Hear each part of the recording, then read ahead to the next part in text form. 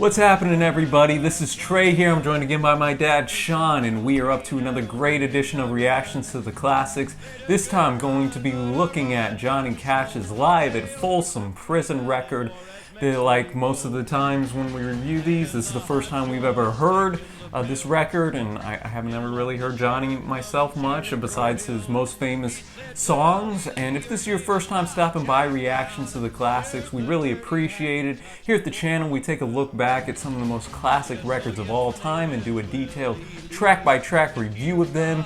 And if that sounds like something interesting to you, be sure to hit that big red subscribe button. And if you'd like to connect with us more, we have a couple links below there for our Facebook group, a great community of people there, as well as our Patreon if you'd like to support us, get some early access, exclusive videos, and all that fun stuff. But all that to say, let's get into some quick facts. All right, Trevor, this is his 27th studio album released in May of 1968.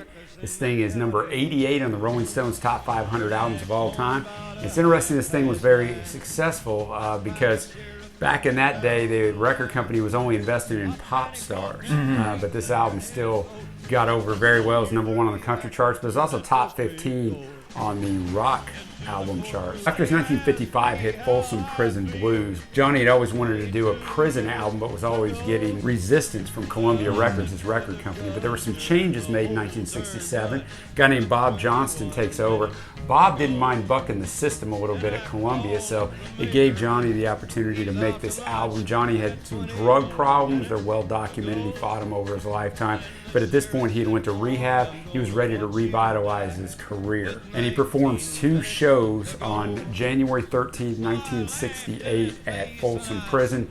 They used 15 tracks from the first show and only 2 from the second. And on January 10th, 1968, Cash and June Carter checked in to the El Rancho Motel in Sacramento, California. They were later accompanied by the Tennessee Three, Carl Perkins, the Statler Brothers, Johnny's father, Ray Cash, as well as Reverend Floyd Gressett, who counseled inmates at Folsom and helped facilitate the concert, along with producer Bob Johnston. Yeah, and they rehearsed for 2 days there, and they pointed out in a lot of literature I read that was odd for them. They usually just went in and played. And one of the rehearsals, the then governor of California, Ronald Reagan, was at the hotel making a speech. He came in and listened to him. I can just imagine. Yeah, pretty sick. Reagan in there listening to Cash, and he spoke to him, offered him some encouragement. Really, this is the start of the revitalization of Johnny's career. He even points back and goes, that's where it really got started. The next year, he'll do another live album at San Quentin, which actually goes to number 1 on the rock charts, gives him his own TV show on ABC. So this is really where it all starts. So it's a very pivotal album,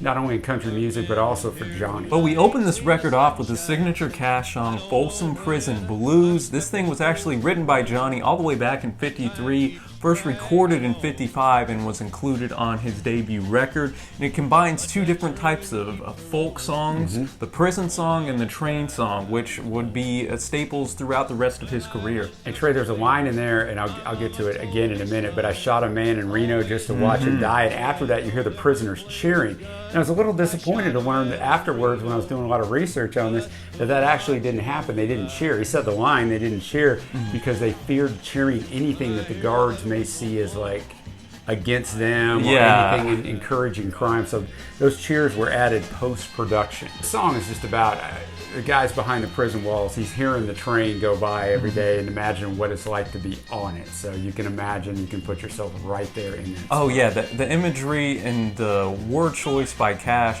really paints a vivid image here. And I don't know much about Johnny, but what I do know is he does have that outlaw image, and that's on display in this first track, in this first song. It sets the tone. I shot a man in Reno just to watch him die. I just think that's an awesome line that lets you know about the Cash lore and his persona that he used and has kind of been his legend all these years later. Then that takes us to Dark as a Dungeon. This was written by Merle Travis and is about the hardships that people go through who work in mines. One of the nice things about having live performance, that's what I think makes this record so special, is you get a little interaction. During the live performance, one of the prisoners starts laughing. You can't hear them, but then Johnny starts laughing, and then one of the prisoners must have said hell, because he's like, you can't say hell, and at the end he tells them, it's this being recorded, you can't say hell, and then a bleeped word. I know what that word was, but I won't share it here. And then how's that grab you, Bob? He was saying to the producer, and everybody cheered. So it's kind of a cool part of the record. Next up is I Still Miss Someone. Johnny actually wrote this with his nephew, Roy Cash Jr. And really, it's just about a woman that has left him, and no matter what he does, he can't get over her. So it's just kind of your classic country song setup. Really good song. Good guitar work. Good guitar work. Love it a lot. What do we got up next? Then we get into Cocaine Blues. This was written by Red Arnall and tells the tale of a man named Willie Lee, who unfortunately killed his girlfriend, who was unfaithful to him, and he was under the influence of whiskey and cocaine. He flees to Mexico and works to fund his cocaine habit, essentially. So again, the outlaw image is on full display here, and just, you know, Johnny's just so cool, so bravado with that voice, and just brings forth an excellent outlaw western type story. Continue the story, Trey. He's apprehended by a sheriff from Jericho Hill. He was tried and promptly sentenced to 99 years in the San Quentin pen. Johnny replaced that with Folsom, obviously, for the location purposes. The song ends with Willie imploring the listener, "Come all you hypes and listen unto me, lay off that whiskey and let that cocaine be." He then used the provocative lyric, "I can't forget the day that I shot that bad bitch down." Hate to say that, but that's what was said there. And it was a lot of heat on Johnny for saying that. It got cheered there. I don't know if that was added on or not. But the song itself is one of my favorite ones. This song, sure. It probably is my favorite song. It is just tremendous. I love it. Next up, Trey, 25 Minutes to Go, written by Shel Silverstein from his album Inside Folk Song. It's literally gallows humor. This guy's waiting to get hung. He's waiting to die. And we just kind of count down as the song continues. Yeah, just different little. It's so good, man. It's a fun song. And at the end, he's like, "And here I go, whoa," because and then we'll see you, he's Johnny. Swinging. So yeah, it's over. Great song. Then that takes us to the Orange Blossom Special. This has been referred to as the Fiddler's National Anthem, and it is oftentimes just referred to as the Special. This was written all the way back in 1938. And it really does have that train tune. Big time. You have Johnny on the harmonica, as he put it. As he so eloquently put it. And I just thought this was a solid one, something a little bit different than our last few tracks. Not my favorite on this record. Nah, not mine either. But I appreciated Johnny going out on a limb here a little bit. Yeah, it wasn't bad for me. It's, an average song, but it takes us to a song that I really like called The Long Black Veil. It's a 1959 song, originally made famous by Lefty Frizzell. Tons of country artists have covered this song over the years. It is a great story, probably my favorite story on here, because it's about a guy who had an affair with his friend's wife. And there's a murder committed, but it couldn't have been him because he was with his best friend's wife. But rather than come out and say, "I was with my best friend's wife," he says nothing. He ends up going to a public hanging. Yeah. And so the song's about the woman he was having the affair with is in the Long Black Veil visiting the graveyard, visiting his tombstone, because she didn't say anything either. It speaks to the bigger thing, Trey, of people sometimes have so much pride they'd rather literally, in this case, go to the grave than admit to their wrongdoing. I just think it is a tremendous story and a great choice for this album. It fits in perfect thematically. I totally agree with you. This is in my top few tracks, just for how shocking the story is the first time you hear it. Like when that climax comes where he's like, "I was in the arms of my best friend's wife." You're like, "Oh man, this just got real." Now we're up to Send a Picture of Mother, and what this song is about is Johnny singing from the perspective of a prisoner whose friend is getting out of prison, and he said, "Don't let everybody know when you get back that I'm never coming home," because he tried to escape and obviously was unsuccessful. And send a picture of Mother if you can. So he wants a picture of his mom, but he's never coming home.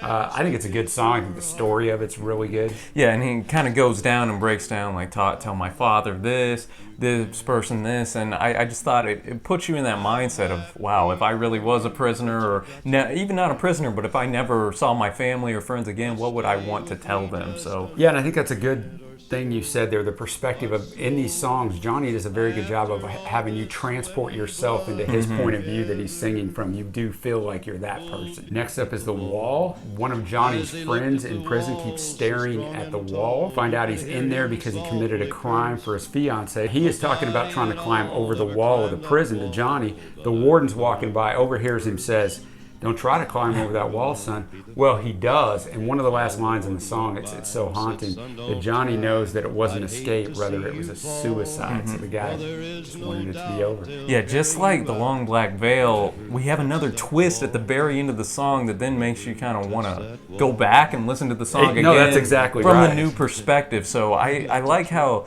Johnny, he's a wordsmith, even though people might not think of him as such. He definitely is, and this song is another example of that, and continues to set the somber tone we've had the last 3 tracks or so. Then we go a little more upbeat here. Yeah, the next 2 songs are... We got Dirty Old Egg-Sucking Dog, and essentially this dog is going out, killing this guy's chickens, and Johnny says, hey, you don't stop killing my chickens, I'm going to shoot you and send you to that old, chicken coop up in the sky. It gets laughter from the crowd. Yeah, it does get laughs. It's a fine song. It's funny. It's a minute long, and it takes us right into Flush from the Bathroom of Your Heart. It's just a bunch of analogies. She's left Johnny. She's throwing him out, and that's just one of the lines in there. Out of his conscience, this and that. And again, get some laughs from it's kind of a comedy, just like the last one was. Now we're up to Jackson. It's a duet with June Carter. It was originally written in 1963. It went all the way to number 2 on the charts. They won a Grammy for it. Basically find out they were married. Like a lot of married people at first, there's a fire in the relationship. That fire has gone out, so they both want to go down to Jackson, most likely Jackson, Tennessee, because at the time it was a hotbed of entertainment. So Johnny's going to go down there and get himself some action, basically. And June just laughs at him and says, go ahead, you're going to make a fool out of yourself. Yeah, for me, this wasn't one of my favorites. I preferred the next track with June Carter in it a little bit more, but still, nonetheless, it's a song you can appreciate. What about the next song? You say you like that one better. Yeah, Give My Love to Rose. And this was written by Cash from the perspective of a man that got out of prison after 10 years, and he's found by the railroad tracks, and he tells a stranger, hey, you need to give my love to Rose because I'm not going to make it. Very sad overtones. But yeah, another heavy topic. But life is heavy, and Johnny didn't mind going after those things. Then we go to I Got Stripes. This was co-written by Cash and takes you through the progression of a guy day by day in prison. And it was, again, upbeat after going through the sad Give My Love to Rose. I like it. We kind of go back, get rocking. The theme's very relevant to the guys he's singing to. So yeah, for me, really good song, fit perfectly. Now up to Green Green Grass of Home, originally made famous by Porter Wagoner in 1965. The story goes on this song, the guy is going home, he reminisces about home, the green, green grass of home, and just his girls there and all these different things. And so at first you're thinking this guy has come home after being gone for a long time. Maybe he was in prison, maybe he's just coming back home.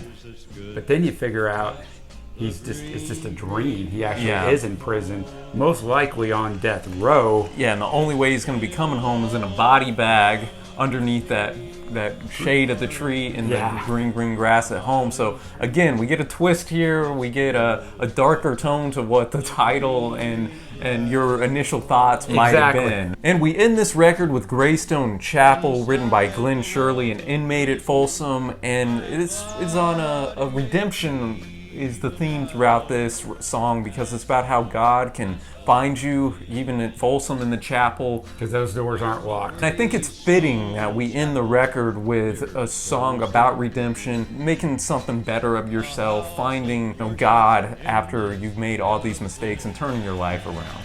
Yeah, I think that's great. I think it bookends this thing nicely between starting out with Folsom Prison Blues. I'm in prison. All I can do is hear the train and imagine I'm on it to, boom, I'm going to an eternal place where there are no shackles on me. So I liked it a lot. Straight up to our favorite tracks for me, Folsom Prison Blues, Cocaine Blues. We got this blues kind of theme going on here. And 25 minutes to go.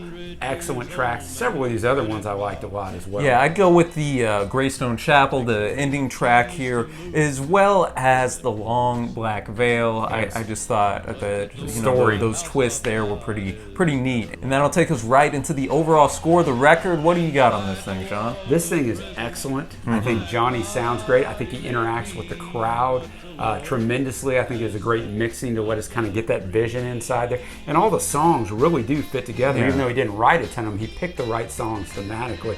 I'm going to give it a 9.0. Yeah, Sean, I'd agree and back everything you said up there, because it's not only a live album, it's essentially a concept album, because it talks, most every song is about the theme of prison or something related to that. So I appreciated it on both fronts. It felt like I was in the audience listening to Johnny, and for that I'm going to give it a 9.0 as well. Really high score. I was very impressed. I'm looking forward to listening to the San Quentin record and some more from Johnny in general. It is a tremendous album, and Johnny transcends country.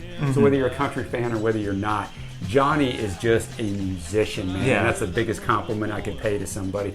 His songwriting, his vocals, and just his performance is off the charts. Yeah, and we'd really like to know, comment below what you think of this record, what your favorite track is, or what other Johnny Cash records should we be looking out for. Because we know there's a lot of them. This is number 27, so give us some suggestions. Yeah, give us some hints on where to point our attention to next. And Sean, as always, appreciate the research, some fun backstory to these songs, and just the concept of it in general. As I said earlier, be sure to hit that big red subscribe button. We upload twice a week in a variety of genres. And until next time, y'all, happy listening, my friends, and we will see ya.